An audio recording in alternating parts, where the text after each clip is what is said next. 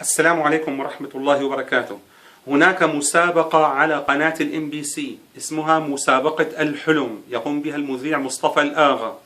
مبدأ هذه المسابقة أن يرسل أصحاب الجوالات رسائل SMS إلى قناة الMBC، يخصم ثمن هذه الرسائل، رسائل لها كلفة كبيرة.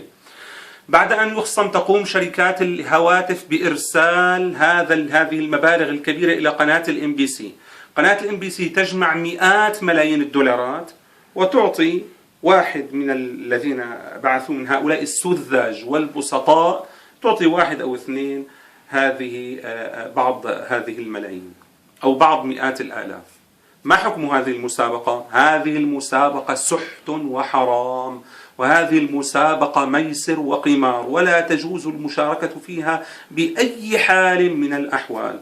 اللهم من نشر هذا المقطع فأدخله الفردوس الأعلى وأسعده في الدارين، وبارك له في ماله وأهله وولده يا رب العالمين.